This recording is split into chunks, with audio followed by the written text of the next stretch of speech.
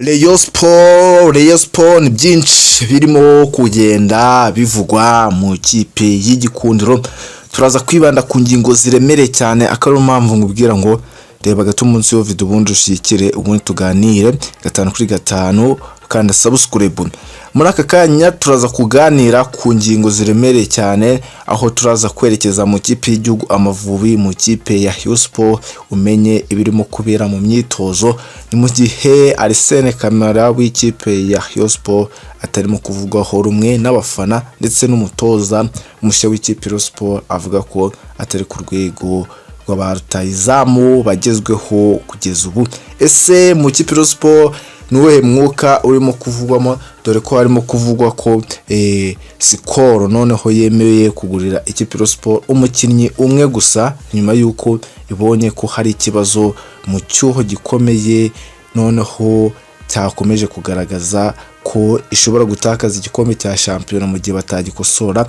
Birumvikana neza uyu ni rutahizamu w'ikipe ya Rayon Sport barimo kugira ngo basimbuzwe. Ni mu gihe byagiye bigaragara ko afite ikibazo cy'imvune ku rundi ruhande, ariko bikaba bigiye kuganirwaho mu buryo bw'ibanga rikomeye, ubundi bagasoza amasezerano bakamureka akigira mu zindi shampiyona ndetse n'andi makipe ya hano mu Rwanda ashobora kumwifuza akamusinyisha.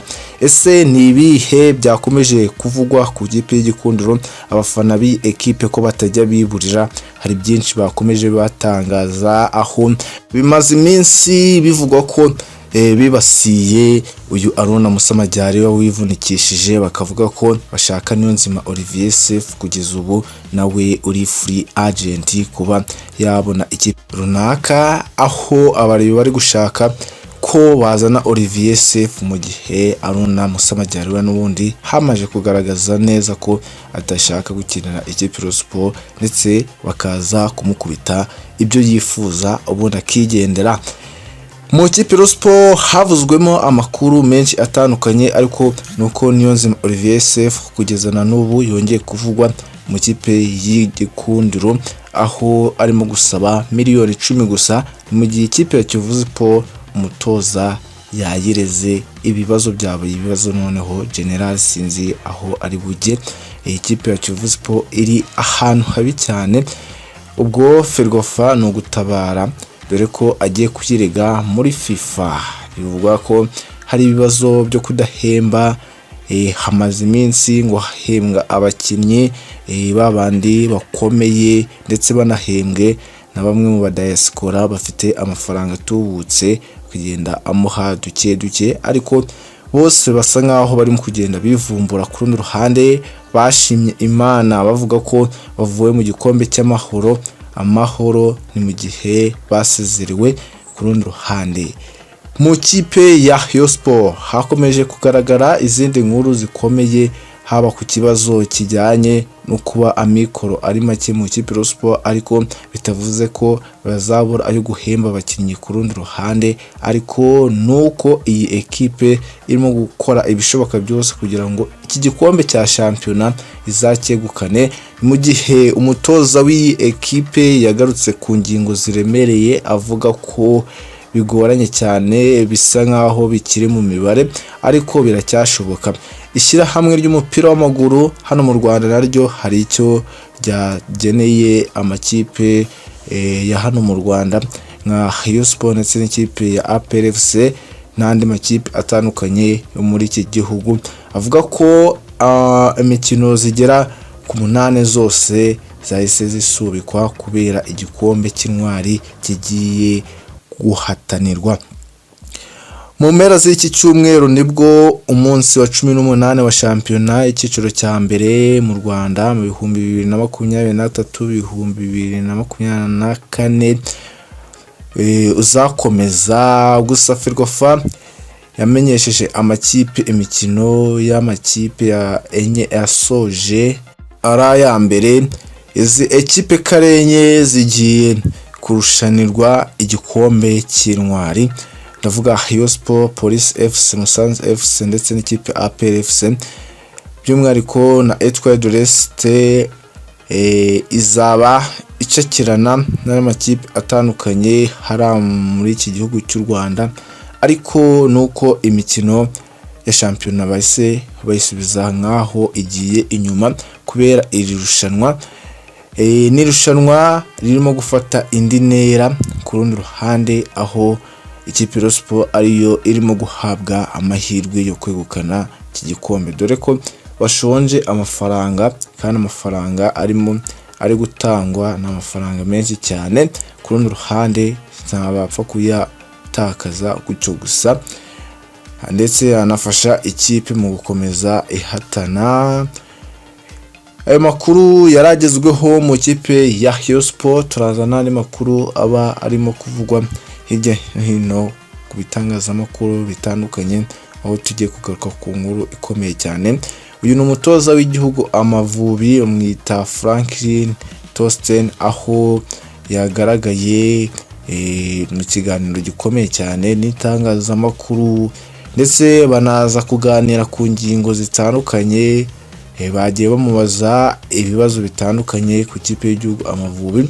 Tosten yatunguranye cyane, aho yagiye acanga bamwe mu banyamakuru, by'umwihariko bo bavuga ko afite ikivugiro.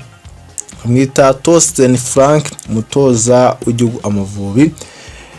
Ku munsi w'ejo hashize nibwo umutoza w'iyi ekipe y'Amavubi Tosten Frank Spenta yagiranye ikiganiro n'itangazamakuru, abamenyesha ibyo bamuvuzeho byose, ndetse anasubiza ibibazo byose bafite.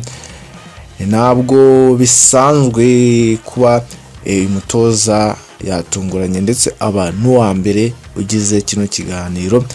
Gusa hari ibyo bagiye bamubaje impamvu atahamagaye Hakizimana Muhadjiri, kandi ari umukinnyi mwiza, abantu bose babona ko afite experience yo hejuru, ndetse anakotana kuba yakinira ikipe y'igihugu Amavubi byaba ari ngombwa, ndetse no mu mboni z'abasesenguzi mu by'umupira biranagaragara pe ni ibyanyabyo. Ariko we yabasubije avuga ko karite yarashaka nk'umutoza mushya, mu byo yarashaka mu bakinnyi yahamagaye atabonaga ko Hakizimana Muhadjiri yabikora. Gusa nanone ashobora kuzamuhamagara kuko ngashobora kuzamuganiriza we ku giti cye. Kuba ikipe y'igihugu y'Amavubi ngiri ku mwanya wa mbere iyoboye mu gutsinda nabyo babimubajijeho, ese arisereye kuba yagera mu gikombe cy'isi, ndetse aranabihamya avuga ko igikombe cy'isi nta kabuza azakomeza kugihatanira. Ni mu gihe we yaje avuga ko agiye kubaka shampiyona yo mu Rwanda, by'umwihariko agakomeza akazamura abakinnyi. Wabonaga ko nubwo aje bagenda bamutera imijugujugu itandukanye, bavuga ko arimo gutoza nk'iby'abana. Ikirungo cyatunguranye kigera mu Rwanda, bamuhaye ekipe abona abakinnyi ifite ari beza, ariko ku rundi ruhande mu kijyanye no gucenga ntabyo bazi. Akaro mpamvu ngo yabigishaga kwerimina diveriseri, akaba byaragarutsweho mu bitangazamakuru, ndetse na bamwe mu bakinnyi batangira kuvuga ko uyu mutoza adashobotse, ndetse atari ku rwego rw'ikipe y'igihugu Amavubi. Ariko kugeza ubu afite uruvugiro, dore ko ubu ayoboye itsinda kandi bitaherukaga, yatsinze ikipe ya South Africa, ndetse n'ibindi byinshi yagiye akora. Ubona ko harimo kunganya umukino wa Zambia. Ari umutoza ukomeye cyane, nubwo nta bigwi afite birenze. Reka tubyitege, ese nyakubahwa perezida wa Repubulika noneho azajya yitabira imikino ikipe y'igihugu y'Amavubi niramuka igeze mu gikombe cy'isi, nk'uko yabitangaje kubera ibibazo bitandukanye byagiye bivuga mu makipe yo mu Rwanda, akaba ariyo mpamvu atagiye yitabira ibijyanye n'imipira zo mu Rwanda. Ngaho nguko rero ayo makuru yari arimo kugenda acaracara ku mbuga nkoranyambaga, ndetse anavugwa na bimwe mu bitangazamakuru. Akaba ariyo mpamvu twafunguye zino paje kugira ngo tuziganire. Uduhe igitekerezo, ntiwibagirwe gukanda subscribe kuri buto itukura kugira ngo ahanyine uze ubana natwe, ndetse unajya ubona notification z'ibiganiro tuba twagushireho umunsi ku munsi.